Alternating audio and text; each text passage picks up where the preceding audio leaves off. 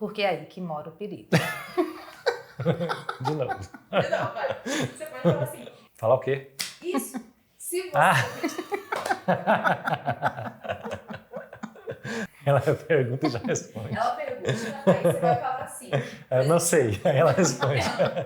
Se você vai fazer uma cirurgia plástica, provavelmente você já escutou várias coisas sobre o seu pós-operatório. E algumas dessas coisas estão certas, mas outras nem tanto. Então hoje a gente vai fazer um jogo rápido de mitos e verdades em pós-operatório. Eu aqui com a minha queridíssima Carla, a nossa fisioterapeuta aqui da clínica, que cuida dos nossos pacientes de maneira muito competente. Sou a Carla, sou a fisioterapeuta da equipe do Dr. Hugo, e hoje a nossa conversa é para desmistificar algumas coisas sobre o pós-operatório. Então hoje a gente vai fazer um jogo rápido de mitos e verdades, Carla, e aí vai funcionar da seguinte maneira. Eu vou jogar uma frase e aí a gente vai tentar definir se aquilo é mito ou é verdade aqui para o nosso público, combinado? Combinado. Então vamos para a primeira, Carlinha, vamos lá. Bora lá. Preciso fazer drenagem todos os dias. O que você me conta, mito ou verdade? É mito. Então hoje a gente, além da drenagem linfática, o pós-operatório, né, inclui vários outros recursos que vão direcionar, gerenciar para cada fase do reparo, de cicatrização, a gente tem recursos que são indicados. Então, além de cada paciente ter a sua individualidade, cada tipo de cirurgia, cada processo ali envolvido nesse processo de cicatrização, que inclui fatores individuais, né? Além da própria cirurgia. Então, tudo isso é analisado e direcionado para cada fase do reparo tecidual. Então, às vezes precisa de mais e às vezes precisa de menos. Ou seja, não é sobre quantidade, é sobre indicação e qualidade no atendimento, não é verdade? Exatamente isso. E quanto mais dor, melhor o resultado? Ah, é porque eu lipei bastante, né? Não, gente, isso é mentira, pelo amor de Deus. A dor não está relacionada diretamente à recuperação. Faz parte do processo, claro, né? Mas dor se relaciona a processo inflamatório, dor se relaciona a estruturas mobilizadas. E é claro que se a gente pode minimizar isso, melhor para o paciente, faz parte do processo. Mas é claro que não tem uma relação direta nunca com o resultado do paciente. O paciente ele merece ter o máximo de conforto possível na sua cirurgia. A região, é claro que pós um trauma, ela fica mais sensível. Mas a drenagem linfática, assim como a mobilização e outros recursos que a gente também tem para promover essa analgesia, eles devem gerar um maior conforto para a paciente. Ela não pode ficar durante a sessão chorando de dor. Então vamos para a próxima aqui, Carla. Drenagem dói mesmo, aquela manipulação dói mesmo. Tem que aguentar a onda, tem que aguentar porque precisa disso para ter resultado. O que você me diz? De jeito nenhum, né? A drenagem em si, ela é uma massagem, é uma terapia manual da superfície. Então, ela, além de superficial, ela tem movimentos leves, movimentos lentos e que promovem conforto.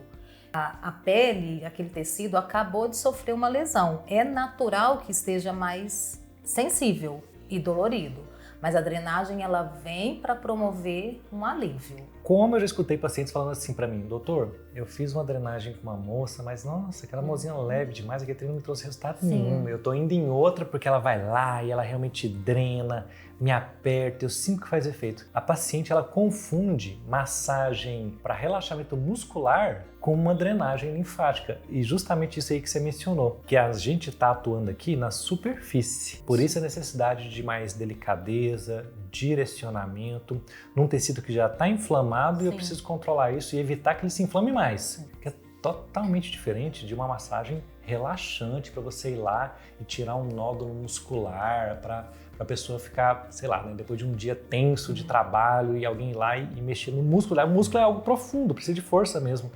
Sei lá, né? Acho que precisa de força mesmo para chegar ali. Mas que não tem nada a ver com o nosso trabalho terapêutico aqui. Né? São totalmente diferentes. E mesmo com essas outras finalidades de massagem, o conceito também tem mudado muito, né? Porque desencadear dor, você está desencadeando várias outras alterações, inclusive hormonais, né? Então ali aumenta nível de estresse, nível de cortisol e tudo isso acaba gerando um desconforto maior. E esse músculo, ao invés de conseguir relaxamento, ele vai sofrer nova contração e gerar nova inflamação, né? Então esse conceito de resultado direcionado e relacionado com dor tá caindo por Arcaico terra, né? já, ótimo. E só fazer massagem já resolve o pós? Se fosse assim, eu não teria uma maravilhosa fisioterapeuta aqui, eu teria uma massagista, né, gente? Claro que não pode ser verdade isso de que só massagem resolve o nosso pós. O processo ele é complexo, ele é amplo, ele exige conhecimento em diversas áreas que envolvem, a Carla pode falar melhor disso do que eu, mas envolve trabalho de respiração, alongamento, mobilização, drenagem, uso de tecnologias. Vai, joga essa bola pra Carla. Então, não que uma massagem não seja bem-vinda, né? Então, essa paciente chega com muita tensão, né? Principalmente nessa região mais alta, fica com medo de se mover, de se mexer, né? Então, ali sim a gente pode promover uma massagem que seja mais relaxante para liberar, soltar essa musculatura, para cada fase uma intenção. Então, naquela fase inicial, onde a gente tem mais inchaço, né, tá mais roxo e mais dolorido, a drenagem linfática ela pode ajudar.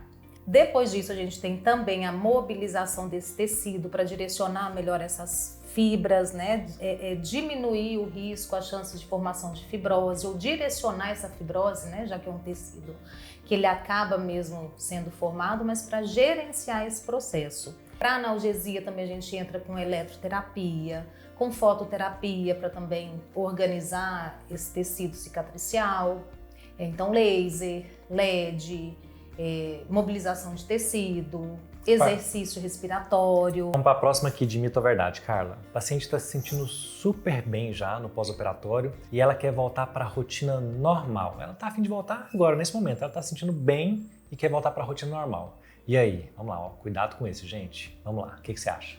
Estou quase te devolvendo essa pergunta. Mas, assim, também pelo tempo de reparo tecidual, às vezes aqui fora tá tudo bem, essa cicatriz tá fechadinha, tá fininha, né? Mas o corpo ele ainda precisa, para se recuperar, de um tempo maior. A mais. Exatamente. Então, não é só se sentir bem, essa não é a referência para voltar para atividade física, para voltar para atividades às vezes laborais, né?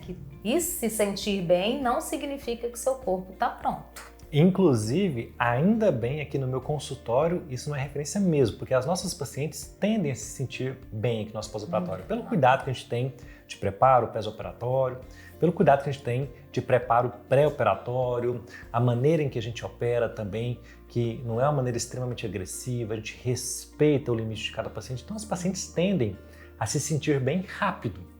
Só que o tempo de cicatrização é maior do que isso e a paciente precisa respeitar para que ela tenha uma plenitude e uma segurança completa nesse processo de recuperação e cicatrização. Exatamente isso. E aí mais um aqui para você, Carlinha. E aí você vai entender com certeza muito melhor do que eu.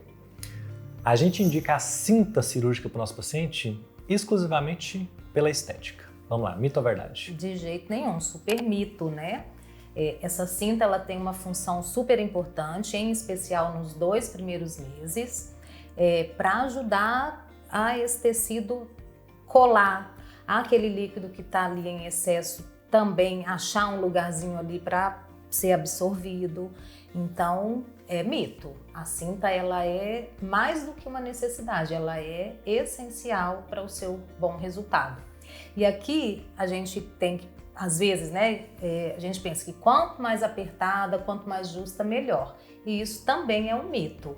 A cinta muito apertada, ela pode comprometer uma microcirculação que está ali em recuperação, pode marcar, né, uma marca que a gente não quer, num lugar que não quer, fazer uma fibrose.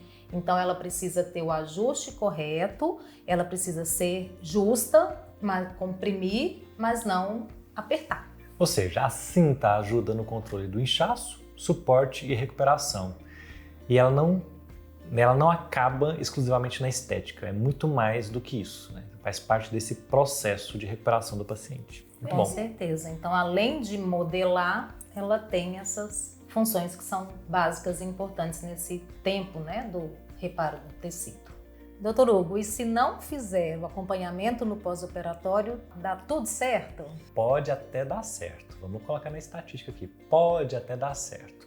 Mas a chance de dar errado é muito maior. E também de ter um processo mais longo, mais sofrido, não é? Porque Exatamente. O corpo, ele tem mesmo ele faz tudo sozinho, né? O que a gente faz aqui é gerenciar o que ele está fazendo e observar se às vezes ele está formando uma cicatriz que está ficando muito elevada, que se está formando um nódulo, né? Que são as famosas fibroses. Então a gente fica daqui vigiando o que o corpo faz. E a nossa função com cada um e todos os recursos que a gente tem, os exercícios funcionais, próprio exercício respiratório, mobilização, laser, LED e eletro, né, de forma geral, a gente vai organizando, respeitando o tempo de reparo, eu só falo isso toda hora, né? O tempo de cicatrização desse tecido. Então, pós-operatório bem acompanhado, ele faz toda a diferença no resultado final. Não é isso? O organismo, ele é mágico, né? Ele tem essa tendência de querer se ajeitar da melhor maneira possível. O ponto aqui, nessa caminhada, é que o destino pode até ser provavelmente o mesmo, mas a gente pode tornar uma caminhada tortuosa, difícil, longa, complicada, numa caminhada lisa, fácil, mais rápida, uma caminhada que seja mais certeira para esse destino final, né? Eu acho que esse é o ponto aqui, que mais do que início e fim, é que o processo e o caminho que a gente vai percorrer até chegar nesse ponto, ele também é muito importante, né? Muito importante. No final, então, o pós-operatório é tão importante quanto a cirurgia. A gente depende muito dele para os nossos excelentes resultados. E cada paciente precisa de um atendimento e de um planejamento individualizado. E me conta, gente, quais desses mitos aqui vocês já tinham ouvido? Vocês sabiam as respostas para essas nossas perguntas? Deixa aqui nos comentários. Ou pior, em qual desses você ainda acreditava?